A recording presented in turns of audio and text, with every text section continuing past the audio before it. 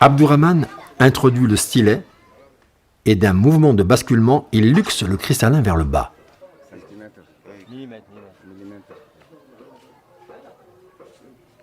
La lumière, si longtemps cachée, réapparaît enfin sur la rétine, tel un lever de soleil. Mais pour une vision véritablement nette, il sera tout de même indispensable de porter une paire de lunettes adaptées. Quand ça marche, ça va. On a une afaki simple. Donc je pense que l'activité de Sidibé, elle continue malgré tout. Parce que je reçois quand même de temps en temps au cours de mes consultations des cas de malades qui ont été traités traditionnellement. Ouais. Mais ça a beaucoup diminué par rapport à avant quand même. Mais tu ne penses pas que les guérisseurs, par exemple, pourraient avoir un rôle de prévention? En fait, ils ne sont pas réticents. Ils sont prêts à collaborer avec nous, mais il faut qu'on leur montre qu'est-ce qu'ils gagnent.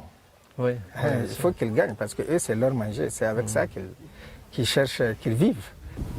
La population a très peu d'accès aux services de soins de santé et de bonne qualité.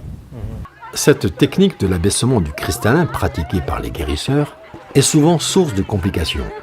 De nos jours, dans les centres modernes, elle n'est plus d'actualité. L'extraction totale du cristallin a été introduite par Jacques Daviel en 1748 à l'Hôtel-Dieu de Marseille. C'est en 1917 que le professeur Barraquer la filme pour la première fois. Depuis les années 80, l'extraction est suivie d'une implantation du cristallin qui permet une récupération complète de la vision sans lunettes.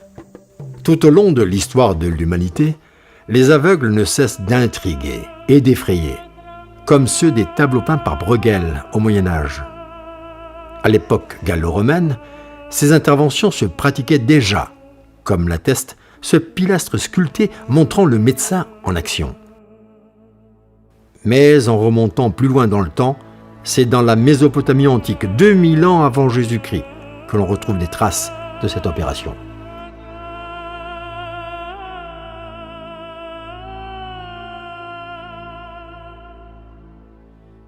Alors, les opérations des yeux existaient effectivement, je pense, depuis la haute antiquité, peut-être même avant l'époque de Hammurabi, qui vécut dans la première moitié du XVIIIe siècle avant Jésus-Christ. Effectivement, le code de Hammurabi réserve une place importante à cette opération des yeux.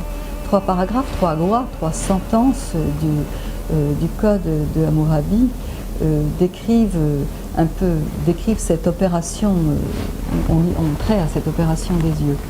C'est formulé ainsi. Si un médecin pratique une grave opération sur un notable avec une lancette de bronze et qu'il sauve la vie de cet homme, ou s'il ouvre l'arcade sourcilière d'un notable avec une lancette de bronze et sauve son œil, il prendra 10 cycles d'argent. Cela correspond à peu près 80 grammes d'argent, ce qui est une assez grosse somme.